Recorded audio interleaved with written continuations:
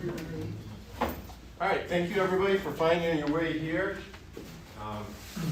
Got the live stream going on my phone right there, and the son doesn't want to send to YouTube. I'll get it up to YouTube later, but it is going to Facebook and our church website. Kind of handy to have 3 spots to send it. We get, it's like Facebook. You get 3 tries to get it in. I figure we're batting 600 right here if I get 2 of the 3 going. Updates that have happened down here in the basement this week from the last time you were here last. Behind this wall, you'll see the wallpaper is starting to go up. That wallpaper will eventually go around here and wrap the poles and be on that movable wall as well. In the room over here, lower level 5, the flooring has gone in. That similar flooring is what the flooring will be all out there. The carpet that's in here is on back order. They keep saying 6 weeks every time we ask 6 weeks. So maybe this week, fixtures and partitions will go in the bathrooms, which I think will mean that they're normally I would think that's meaning bathrooms are ready, but I'm not sure if the doors are completely ready. So there's no toilets in there either. Fixtures is what I'm thinking of when I say fixtures. Counters were in there. Yeah, counters are in there, and then this week I believe the faucets and the toilets, the urinals, and the partitions are all going in. Yes, Mr. Is the Bennett. retreat going to be here? The retreat may be down here. We're still talking about the best spot for that. Yeah.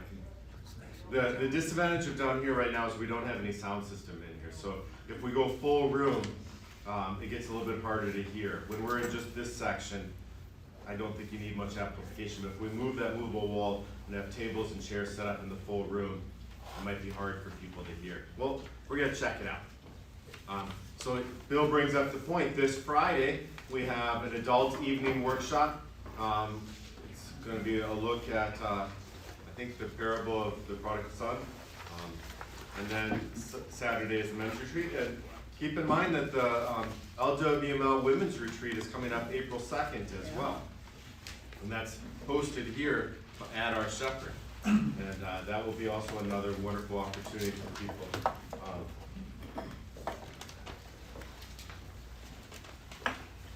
Will you make sure you get stickers? All right, so you be careful, you make eye contact with me, suddenly you get a task. We are today looking in the study sheet on, that's going to be the next one. I don't know if we're going to get to that. Okay. So you'll be ready. All right, so on page 6 of our study sheet, last week we looked at Abathar, and we looked at why he sent away, his relationship to Eli and Zadok. And then we want to now look at Joab, and we got to question 2 on page 6. That's where we stopped last week. So we didn't answer all of question 2. So you should have page 6 in front of you. And you should have question 2, Joab fled to the tent. That's where we're at right now. It's good to have you all here. Again, what we're doing today is we're digging deeper. That's the name of this study, which is just digging deeper into Bible books. Books of the Bible, there we go. And 1 Kings is the one we're looking at right now. And we'll start now, once we're kind of all settled here, with prayer. Oh Lord, may your goodness and assurances for our lives be heard in the word we read today. That you would give to us all that promise of everlasting salvation in you, even while we look at the judgment and the destruction that sin will bring. In the name of Jesus, amen. Amen. So, Joab is someone that stretches across a couple books of the Bible. So he's someone that's kind of good to get to know. I don't know if you really actually want to get to know him because he murders those who get in his way. Solomon is trying to carry out David's deathbed request to even some old scores with Joab and Shimei. And Joab has heard how Solomon has handled Abathar and what has happened to Adonijah, and he's probably expecting judgment. So just kind of a reminder of what does David expect. We'll look at 1 Kings chapter 2, verse 6. It says, "Act therefore according to your wisdom, but do not let his head go down to Sheol in peace." So there is this expectation that David has. Solomon is going to do something. Solomon, I've given you enough latitude to do it in the way you think makes sense, but don't let this just drift.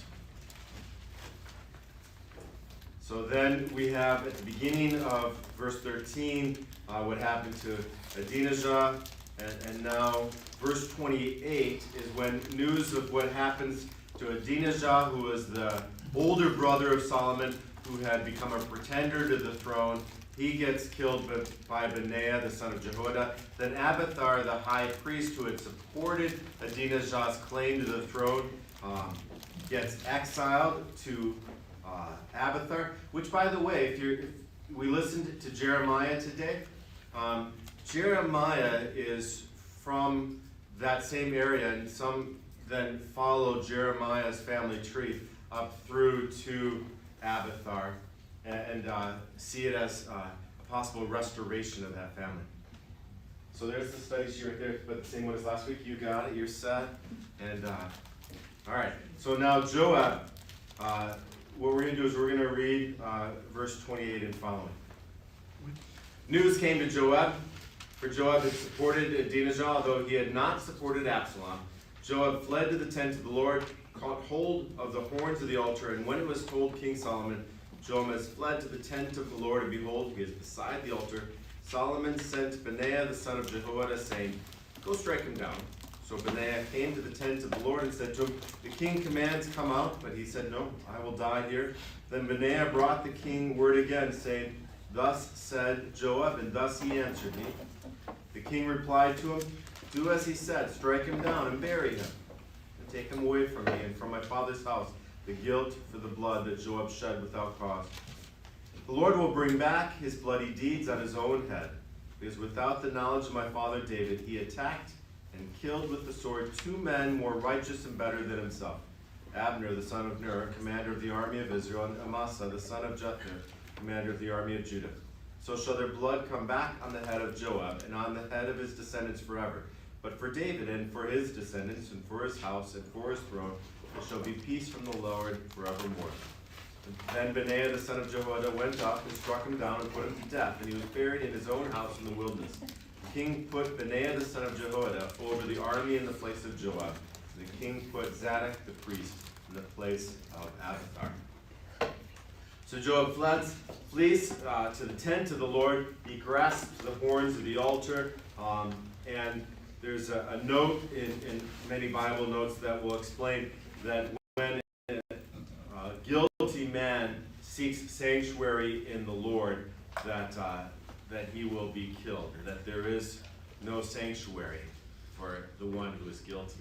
There's cities of refuge.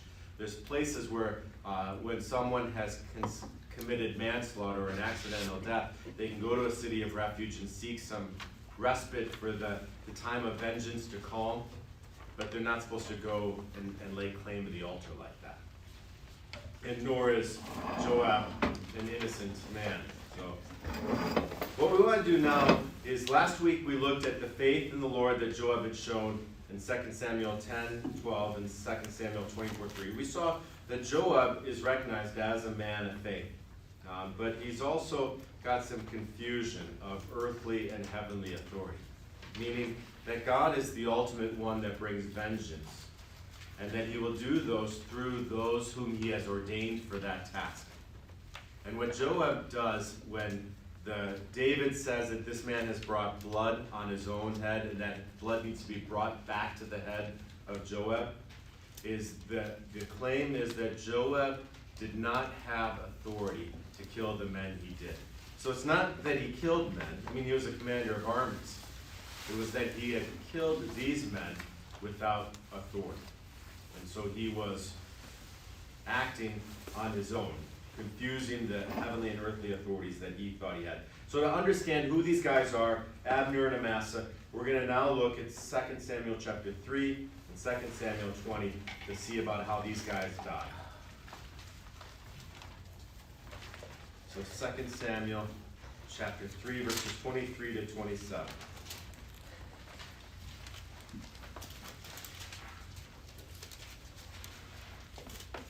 And what we're going to do is we're going to build the idea that Joab was wrong for these murders, but that Solomon is justified. Because Solomon is acting in the ordained authority of the king who carries the sword. All right, so Joab came out from David's presence. He sent messengers after Abner, and they brought him back from the cistern of Sirah. But David did not know about it. So there's our law and order bump based moment, right? And when Abner returned to Hebron, Joab took him aside into the midst of the gate to speak with him privately, and there he struck him in the stomach so that he died for the blood of Ashiel his brother. Afterward, when David heard of it, he said, I and my kingdom are forever guiltless before the Lord for the blood of Abner the son of Ner. May it fall upon the head of Joab and upon all of his father's house, and may the house of Joab never be without one who has a discharge, or who is leprous, who holds a spindle, who falls by the sword, who lacks bread. So Joab and Abishai, his brother, killed Abner because he had put their brother Asahel to death in the battle of Gibeon. And so the text makes it clear that this was a murder of vengeance, and it wasn't one that was ordained by the king. And the king says the blood is going to stand on Joab's head. Now, David, though, doesn't do anything about it. After David dies, he gives his task to Solomon. And there's this sense that blood that lands has a blood that needs to be answered. So, next thing we're going to do is we're going to look at Amasa. To understand Amasa, we need to go to 2 Samuel chapter 20.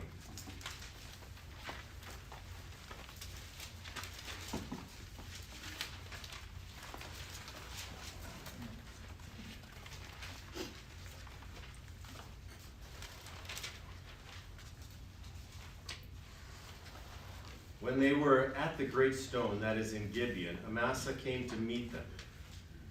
Now Joab was wearing a soldier's garment, and over it was a belt with the sword in its sheath fastened on his thigh. And as he went forward, it fell out.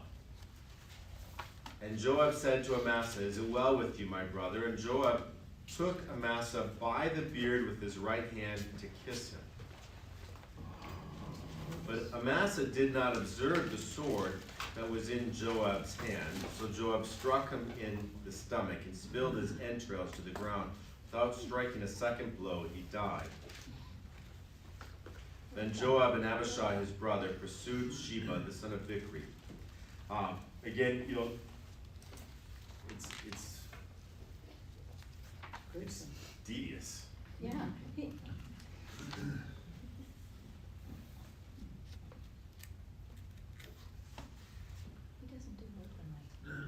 And also unconnected to what David says about Joab and how the blood of these two men is going to land again on the head of Joab. We also know that in the murder of Uriah the Hittite, Joab was an accomplice. He's the one that had received the letter from David to go into battle, place Uriah at the front, and then pull everyone back. Keeping all of this in mind now, that Joab has done devious things with his brother, what does he expect when he lays hold of the altar? To maybe understand, yeah, Carl. Is he expecting that he feels he was justified in his actions, therefore he'll be found to be guiltless? That could be it, that he's expecting maybe some justification for what he did. That he was doing it in service to the king. Even if the king didn't know about it, he was protecting the king. And so that might be it. Or protecting, to lay hold of the altar, he's making it a spiritual activity. That I'm protecting God's people. And so I'm guiltless that way. To kind of understand the reality of what it means to lay hold of the altar, on page 7, the top of page 7, I've got a couple passages that we could look at, Exodus and Numbers and Deuteronomy, to kind of think about this. So the first spot I'm going to go to is Exodus 21, verse 14.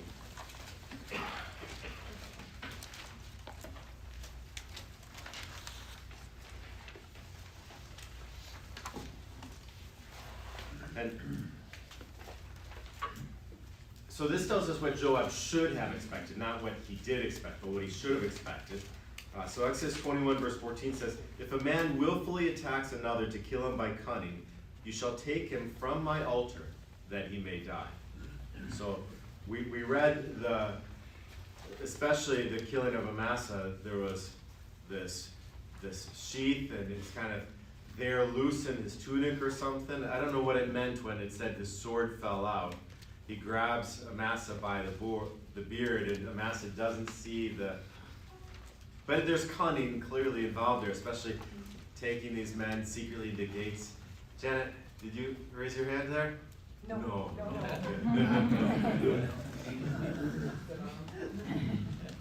Let's look at Numbers 35 and see what happens there. Has someone got to Numbers 35 already? Maybe they can read it out for us. You shall not pollute the land in which you live, for blood pollutes the land, and no atonement can be made for the land for the blood that is shed in it, except by the blood of the one who shed it. So this starts to get to you that language that David used for Solomon, the blood of Joab needs to sit again upon Joab's head, that Joab has spilled blood, and that blood is crying out. It's similar to when Cain kills Abel, and the blood of Abel cries up to the Lord. It starts to look to this idea that there is ultimately a judgment for murder and for blood that is spilled. And we are going to see ahead to how it says that the blood only can be answered by being placed on the head of the one who has committed the crime. This becomes then the mystery of the incarnation, that Christ in his fullness of divinity and humanity is there on the cross, and he's in our blood. We are the guilty ones. Humanity, since the time of Adam, from one man has sin come into the world, so through this one man who is Christ, the blood of humanity is found. In the early church, there was strong insistence with this phrase that what Christ has become, Christ saves. And so if Christ has not become humanity, if he has not become full in 100% human, then he hasn't saved 100% of humanity. And so as in the early churches, there were a lot of controversies about the nature of Christ. Is he human or is he divine? And it would kind of bounce and pulls from one side to another. There was always this insistence that if he's not human, then he doesn't save us. By looking at that Old Testament idea of guilt and blood. Deuteronomy 19:13. Someone ready to read that one for us? All right, go for it. Your eyes shall not pity him, but you shall purge the guilt of innocent blood from Israel, so that it may be well with you. So your eyes shall not pity him. The one who has done the guilt, we're not supposed to have pity on him, but so that the blood of the innocent is answered. This is, sometimes when people talk about Old Testament, they're talking about this idea of guilt and judgment. The New Testament has that. It's not like there's Old Testament that the innocent must be answered, the blood of the innocent must be answered. The New Testament has that as well.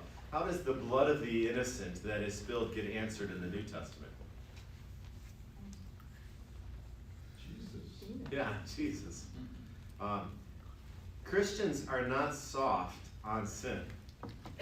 In fact, when I read what Martin Luther writes about sin, it is overwhelming how serious he takes it and how much he understands that no human that we know and can imagine could ever answer the weight of sin. It takes Christ to be that one that answers sin. Without Christ, there is no answer in humanity for what sin has done. Bill? This blood thing, it goes all the way from Cain and Abel, right? Right, yeah. I mean, as far as Cain killing Abel, and because here you had Cain brought what? Grain and vegetables and stuff for sacrifice, and Abel brought a lamb. And I understand that that's sort of significant to think about the Lamb of God and the blood, and the people, you know, you think, well, what did the people think at that time? What did they believe?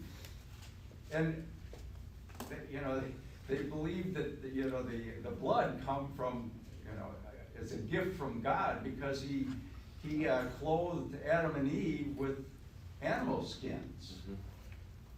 So this thought of blood and stuff, and the killing and everything, really comes all the way from the beginning, and the people understood that. It's a reminder to me that death is in Genesis 1 and 2, death is not there. And God had created the world with an order and purpose that doesn't have death in it. And then once sin enters the world and there's death, we are always trying to figure out what to do with it. We are always trying to come up with an answer of how to take away death. And we're looking at this right now because Solomon is carrying out David's request that Joab be killed. And we're trying to figure out, is Solomon a bad guy for killing Joab? And Solomon is going to put forth the defense for why. So Benaiah comes back, right? Benaiah comes back to Solomon and says, Solomon's at the altar. I'm a little uncomfortable doing this. What do you see, Terry? Well, back to Deuteronomy 19, a couple verses before what Karen just read. It's just, basically, if anyone flees to the altar, and or if anyone, well, let's just read it. Yeah. If anyone hates his neighbor and lies in wait for him and attacks him and strikes him fatally so that he dies, and he flees into one of these cities of refuge, then the elders of the city shall send and take him from there and hand him over to the avenger of blood that he may die. So there's no loophole here. If you killed somebody deliberately, you're not going to get away with it by fleeing there. Right, the city of refuge was just in case it was an accidental death, calm could happen. But if it was felony murder, I mean, there was judgment would come. So let's look at 1 Kings chapter 2 again. So we've been flipping around, we've been trying to understand that death has a consequence. Benaiah is unsure. And the king says to him, do as he said, strike him down and bury him, and thus take away from me and from my father's house the guilt for the blood that Joab shed without cause. There is, as long as David doesn't answer the death of Abner, as long as David doesn't answer the death of Manasseh and let Joab continue, that blood remains on David's house. As long as David's house doesn't execute the judgment against this sin, the sin isn't just on Joab, it's on David for allowing it. That's what Solomon is saying to Benaiah. I want to start my kingdom clean. And so Benaiah then kills. So Benaiah obeys Solomon's command. And so now the next question is, on question 3, is Benaiah guilty of murder? No, All right, so let's answer. How come, Andy? because he's following the king's command based upon what we read earlier Yeah, in the rules. the rules, right? So, and Romans 13 brings this forward too. So in New Testament, Paul is writing to the Romans and explaining that God has ordained authority to have the power of the sword, to bring judgment against the wrongdoer, and that the one who has wronged should fear the sword that the state has. In Europe, if you go to any chartered city, they will have a sword in their city hall. And so it's in Germany, at least, I don't know elsewhere. But like in the city of Wittenberg, in their city hall, and it's true in many other cities in Germany, that in their city hall, somewhere prominent will be the sword to demonstrate that this city hall is a place of legitimate governance. And so I think that's interesting that they use the sword to demonstrate that that city hall is established, like it's a real place. And what kind of things do we do here in the United States to show a government is not a puppet place but is real? What? So I haven't gone into a city hall in America and seen a sword, so I'm curious what other symbols might you see? Yeah, Howard. American flag. An American flag. You'll see an American flag, and that will let you know that the full weight and credit of the United States is locally there present. Some places, didn't they have the Ten Commandments listed and they had to take it out? I mean, like in, where they had court. You can have, in courts, I think I remember the Supreme Court cases, you can have the Ten Commandments if it's illustrating the origins of law. So like in the United States Supreme Court, they have a mural that's got like Hammurabi's Code and the Ten Commandments and different things like that. It can have In God We Trust, there's things like that. A seal. Mhm. They'll have a seal there that then they can use. All right, we're going to move on from Joab. We're going to now look at Shammai. So this name, I talked last week about how to pronounce it. One way to remember how to pronounce it is it's after the M, if you put like an apostrophe, it's Shimei is the way to pronounce that name. And so we're going to now go back to 1 Kings chapter 2, verse 36 and read what happens to Shimei. Then the king sent and summoned Shammai and said to him, "Build yourself a house in Jerusalem and dwell there. Do not go out from there to any place whatever, for on the day you go out and cross the brook of Kidron, know for certain that you shall die. Your blood shall be on your own head." And Shammai said to the king, "What you say is good, as my lord the king has said, so will your servant do." So Shammai lived in Jerusalem many days. But it happened at the end of 3 years that two of Shammai's servants ran away to Achish, son of Maacah, king of Gath. And when it was told Shammai, "Behold, your servants are in Gath," Shammai arose and saddled the donkey and went to Gath to Achish to seek his servants. Shammai went and brought his servants from Gath. And when Solomon was told that Shammai had gone from Jerusalem to Gath and returned, the king sent and summoned Shammai and said to him, "Did I not make you swear by the Lord and solemnly warn you, saying, know for certain that on the day you go out and go to any place whatever, you shall die? And you said to me, what you say is good, I will obey. Why then have you not kept your oath to the Lord, the commandment with which I commanded you?" And the king also said to Shammai, "You know in your own heart all the harm that you did to David my father. So the Lord will bring back your harm on your head. But King Solomon shall be blessed, and the throne of David shall be established before the Lord forever." Then the king commanded Benaiah the son of Jehoiada, and he went out and struck him down, and he died. So the kingdom was established in the hand of Solomon. Shammai is not put to death immediately. Let's remember in chapter 2, verse 9, David had said, Terry is joining a percussion. I guess I did do it. "Now therefore do not hold him guiltless, for you are wise men. You will know what you ought to do with him. You shall bring his gray head down with blood to Sheol." So David says to Solomon, you know what to do, but this man's blood will go down to Sheol. I take David's words as essentially saying Shammai is going to reveal himself. A man's spots are going to show up. So I know you covered this, but who is Shammai? That's what we're going to look at right now. Question one. Who was Shammai? Who was Shammai? So 2 Samuel 16 and 2 Samuel 19 is going to help us understand who Shammai was.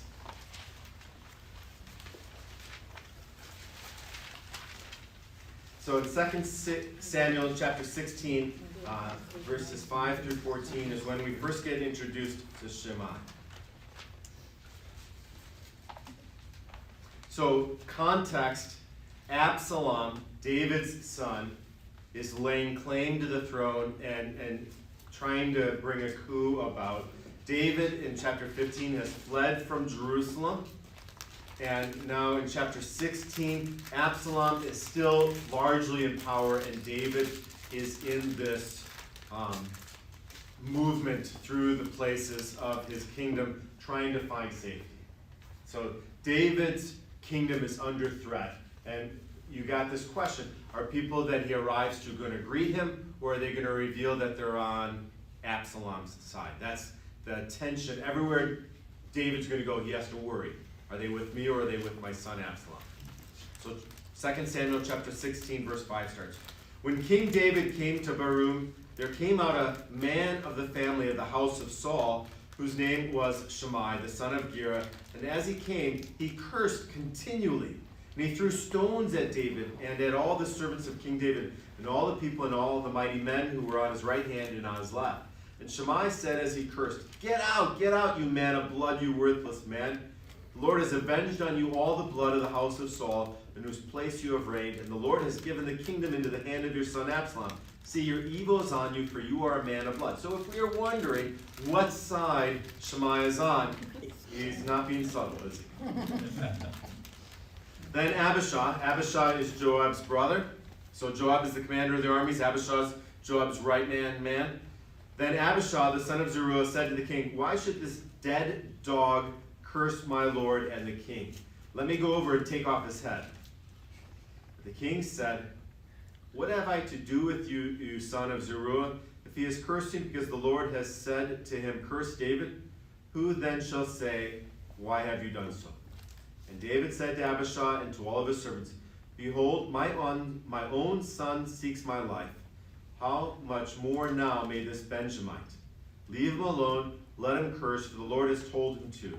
It may be that the Lord will look on the wrong done to me, and that the Lord will repay me with good for his cursing today.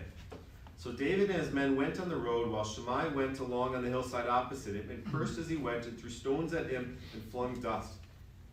And the king and all the people who were with him arrived weary at the Jordan, and there he refreshed himself. Why does David let Shammai live? Because he thinks God is telling Shammai to say that to David, Yeah. to remind him of something. Or is it a what if God told you? Yeah, That's more the idea, David saying, God may have told him, but the only way I'm gonna find out for sure is to see what happens. Yeah. I've got enough problems being against my son, I don't wanna be against the Lord too. I don't need to bring and reawaken all the hostility that the Benjamites have against me for taking the throne from Saul. He also looks and he sees this guy's throwing rocks and dust. I have an army surrounding me right now. Yeah. This is not the threat you think it is, Abishai. And this question of it could be the Lord speaks to David's patience to see, is Shammai going to bring blood? Right now they're curses, but is Shammai going to bring blood? Then we'll know. But I'm not going to bring Shammai's blood into this land. All right, let's look at what happens in 19 now. So in 19, Absalom is killed. Joab has brought that about. So now David has heard about Absalom's death. He's rebuked. David has rebuked Joab, and now David is returning back to Jerusalem. Okay, so we are now at the denouement of the coup d'etat. To use way too much French in one sentence. So in 2 Samuel chapter 19, verses 16 through 23. And Shammai the son of Gera, the Benjamite from Barum, hurried to come down with the men of Judah to meet King David. And with him were 1,000 men from Benjamin. And Ziba, the servant of the house of Saul, with his 15 sons and his 20 servants, rushed down to the Jordan before the king. They crossed the ford to bring over the king's household and to do his pleasure.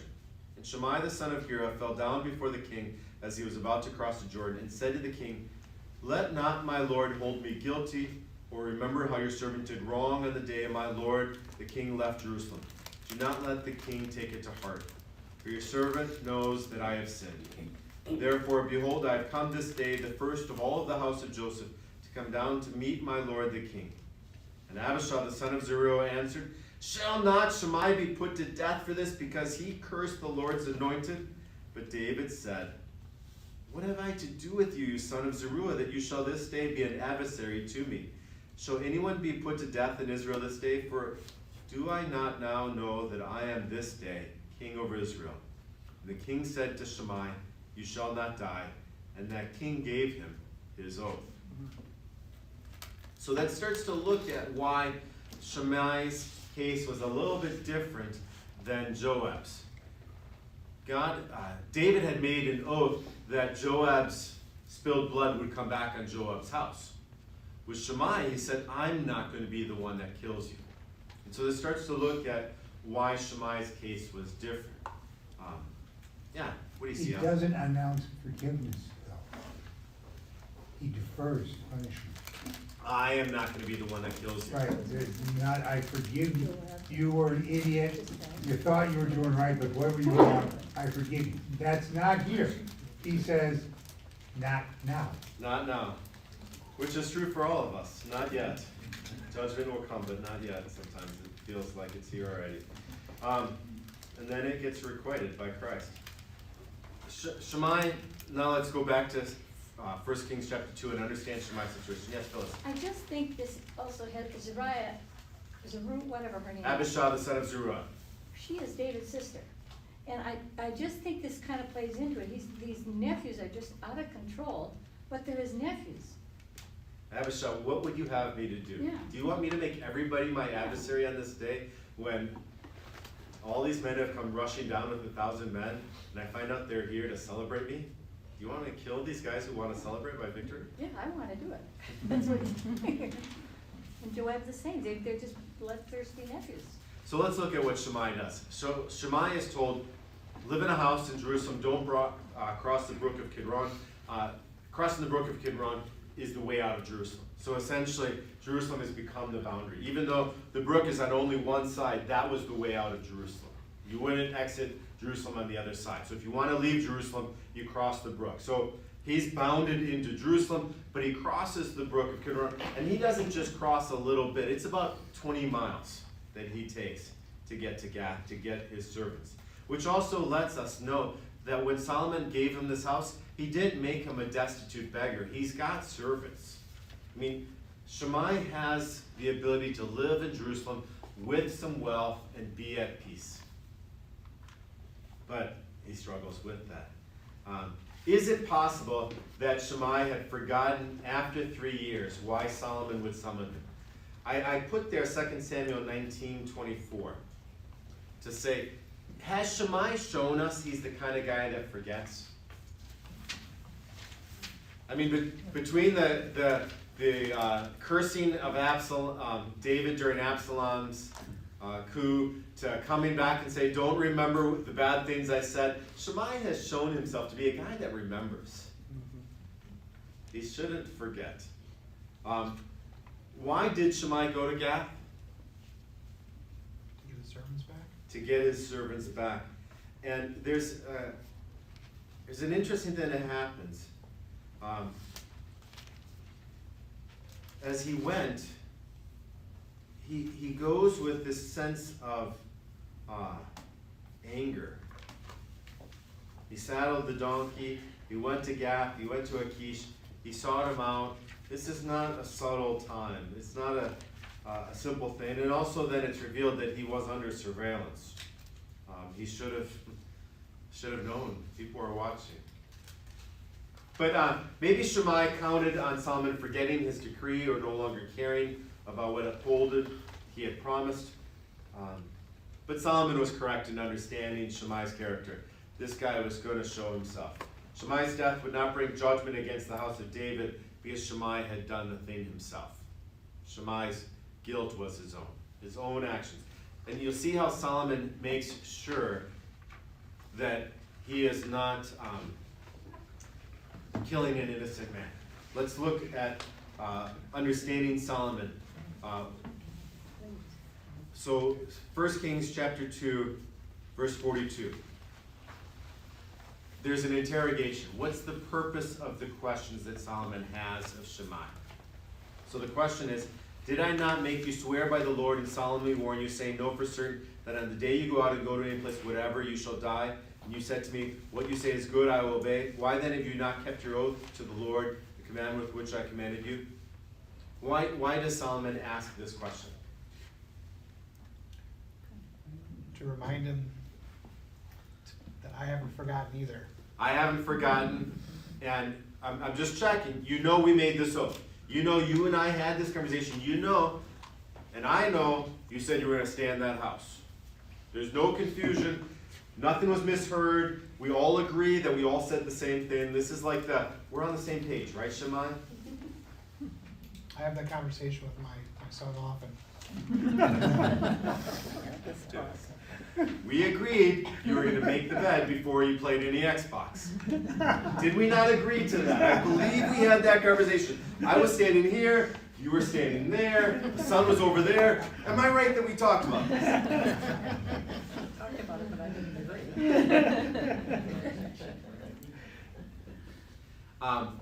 And then you'll notice the other thing that Solomon says, actually the editor of Kings says in verse 45.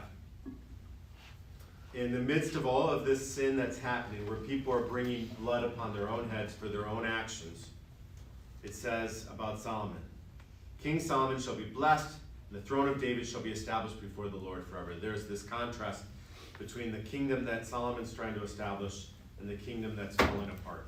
That people are making mistakes, but the house of David is going to be guiltless in their mistakes.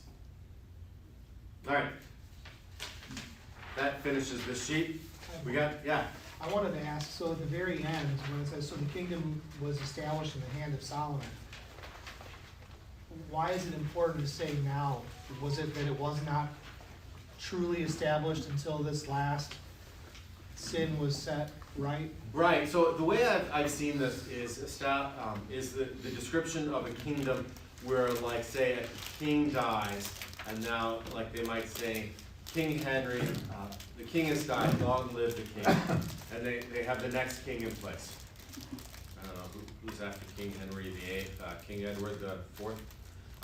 So anyways, but then there's a coronation that comes days later. There's this idea that Solomon is named king, but then the coronation, that kind of time of sorting.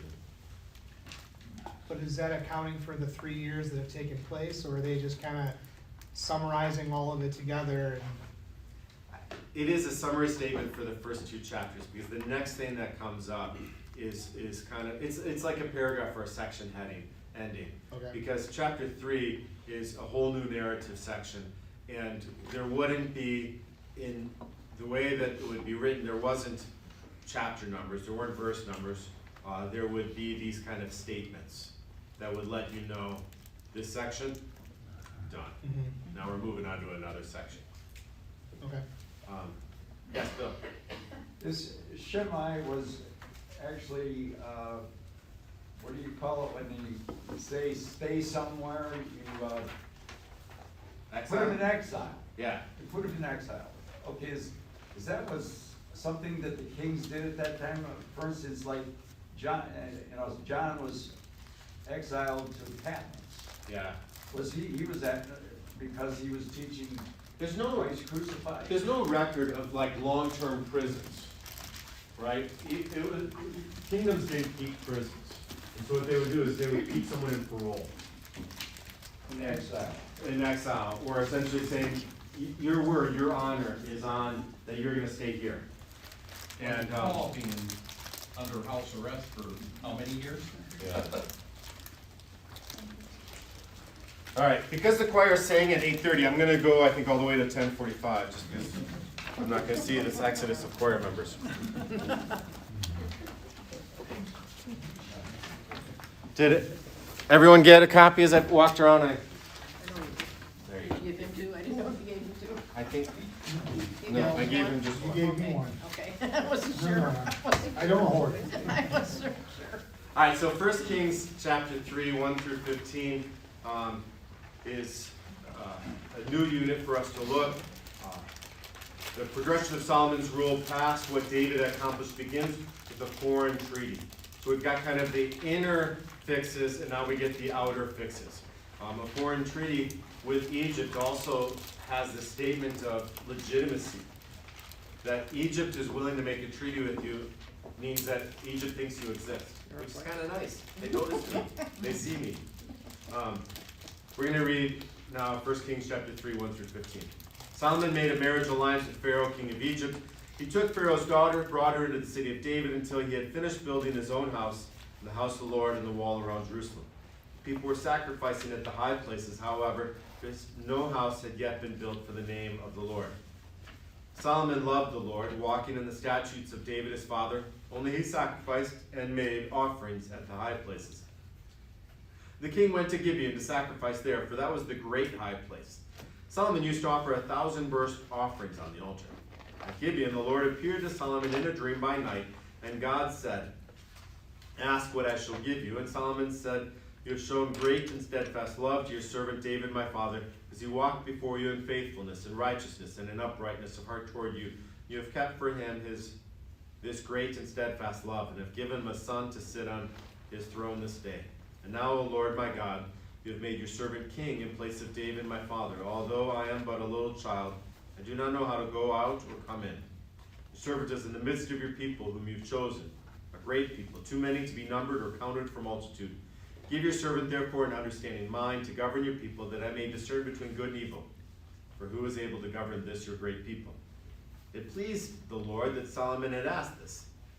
And God said to him, because you have asked this, and have not asked for yourself long life, or riches, or the life of your enemies, but have asked for yourself understanding to discern what is right, behold, I now do according to your word.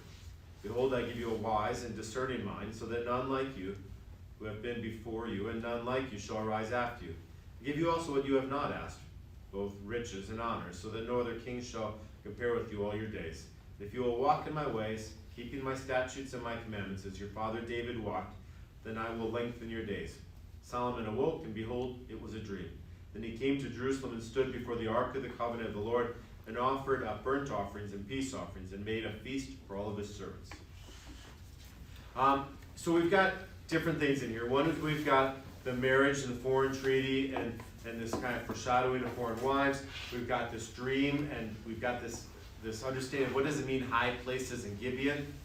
We've got Solomon being young and asking for wisdom and understanding. Then we've got the Lord saying, I'm not only going to give you this, I'm going to give you more. And then we've got it finishing up by him going back to Jerusalem, and now at Jerusalem he visits the Ark of the Covenant. So I want you to kind of see as a book and the marriage treaty with foreign wives and the Ark of the Covenant. Solomon makes a covenant with Egypt through a marriage. But God has made his covenant with the people, which is illustrated by the Ark of the Covenant. So we see in Solomon's kingdom, these two poles are for the rest of his kingdom always going to be struggling. That struggling of what God has promised for the people and what Solomon is making promises with through foreign nations. This is just a remarkably wise literature technique that is used to bring foreshadowing to what's going to happen in Solomon's kingdom. And it's just showing that, I mean, these are remarkable texts. Do we know how old Solomon is? Yeah, he's about 20 years old at this point. And so he says, I'm but a child, I don't know how to go out or come in. He's about 20 at this point, is the chronology that's expected. So, foreign wives, there's nothing quite in it yet that tells us this is scary, but let's look at chapter 11, verse 4 to help us understand where this is headed. So, 1 Kings chapter 11, verse 4.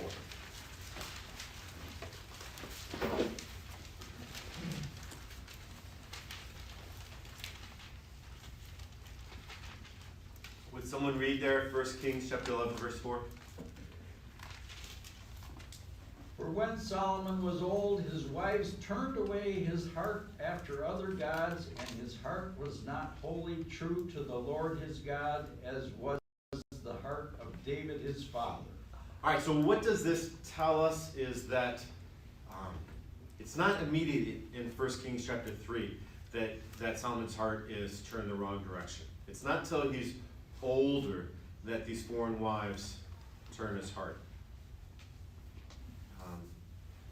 It's kind of an interesting thing that says when he was older, the wives turned his heart. So it's not like we see all of Solomon's rule infected, I suppose. Yes? I just have a question. Anytime I remember the phrase worshiping in the high places, that had to do with Asherah, not with... Had to do with what? Asherah. Yeah, so the high places, before Jerusalem becomes the place where the Ark of the Covenant is and Solomon builds his temple, there are high places. But God will make statements about these high places that don't build next to any of these high places an Ashtaroth or a place for Baal. So Ashtaroth, Ashtar, Canaanite god, is a female deity. Baal is a male deity. These two are seen together as fertility gods in the land of Canaan. And these high places, especially after Jerusalem is established, the only reason to go to a high place is because of visiting those false gods. But before Jerusalem is established, high places were okay to go to. They become bad once God has established his tabernacle at Jerusalem. Let's go with Terry and then Andy. There's no mention of the Levitical priests or anything, and is that simply because there's no temple yet? People are making sacrifices? No, the Levitical priests are there, and the reorganization of the Levitical priests is something David had accomplished with Zadok, and in Chronicles it describes how David had established Zadok as the high priest and reorganized and reestablished the Levitical priest in their different areas. And so it doesn't come up yet, but it's something that David had built up. Andy? I was wondering, given what happens to Solomon later and what happens to his kingdom falling apart, he obviously wasn't very wise in educating his children. And given that this was all occurring in a dream, can we consider when he says that, so none like you has been before you and none like you shall rise after you, can we consider Solomon a reliable narrator? I think that you can. I think that the dreams like this in the Old Testament are seen as good signs of what God is asking of his people. And there is the book of Ecclesiastes and Song of Solomon are seen as records, and the book of Proverbs are all seen as records of Solomon's wisdom. And interesting, Ecclesiastes has this sort of, Proverbs makes it sound like everything is figured out, and Ecclesiastes says the rich are going to die, the poor are going to die, and they all are going to die. So Ecclesiastes is seen as kind of a book of wisdom that's written after Solomon has seen that not everything can be answered by humanly wisdom. And I think that's part of where it might be headed. All right, question 2. Solomon's rule is marked by peace, but alliances built through marriages caused the kingdom to crumble. Was this breakdown of peace predictable? Yeah, Al. Yes, God had said in Deuteronomy 17, don't get many wives. Don't get many wives. Yeah. That's a command to the king, it's specifically there. It's, you want to talk about foreshadowing? There it is. So sometimes people will say, can we do a Bible study on how God upholds and honors marriage in the Bible? And most marriages that are in the Bible often become illustrations through the negative. And people say, oh, but in the Old Testament they got married to so many wives. Why can't I do that? And I'm like, there is not a single polygamous marriage in the Old Testament that ever goes right. Not one. There's not a single marriage where a man is married to more than one wife, and you go, you know, that really worked out well for him. It's predictable. Question 3 says, 2 Samuel chapter 3, verse 3 tells us that David married the daughter of a foreign king. Marrying foreign women was not actually against the law of Moses, and she became a convert to the God of Israel.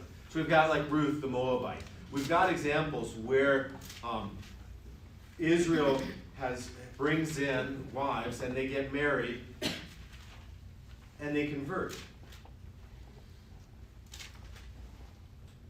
What did not ruin David ruined Solomon. How does Nehemiah help to describe the fall of Solomon? So Nehemiah is something that takes place, early 500 BCs, late 400s. Early and late in negative numbers though sound weird. So we're going to look at Nehemiah chapter 13.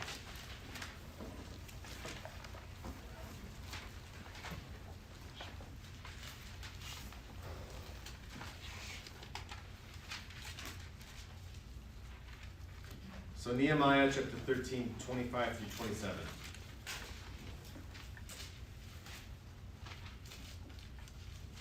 It says, I confronted them and cursed them and beat some of them and pulled out their hair, and I made them take oath in the name of God, saying, you shall not give your daughters to their sons or take their daughters for your sons or for yourselves. Did not Solomon, king of Israel, sin on account of such women? Among the many nations, there was no king like him, and he was beloved by his God.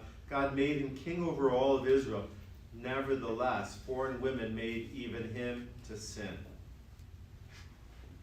So what does Nehemiah point out about Solomon that should be a good warning for us? What positive things does he say about Solomon? Beloved by God. Beloved by God, God made him a king like no one else. But even he was corrupted by the foreign wives he married. Nehemiah is writing at a time when he's incredibly concerned that the people are not taking seriously the temptations that are in the world. They've returned back to Jerusalem. They're coming back from exile, back from Persia and Babylon and wherever. Nehemiah is rebuilding the walls. He's rebuilding Jerusalem. And he's seeing this casualness among the people. And he's saying, Solomon was a pretty amazing guy.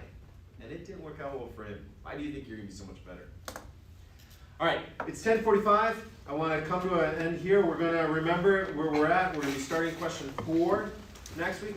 If you don't trust yourself to bring paper back, you can leave it here. I will remember it. If you think, you know what, I can remember this, I'll take it and keep it. Do that. It's up to you. Let's close with prayer. Remember us, O God. Remember the needs of your people. Give us grace under pressure to know that humbly we must always trust in you and not in ourselves. In the name of Jesus. Amen. This Friday night, great workshop, 7 to 8, 9, I think it is. Come on back. Saturday men's retreat. If you want to see the wallpaper that's going up, just look on the other side of that wall right there.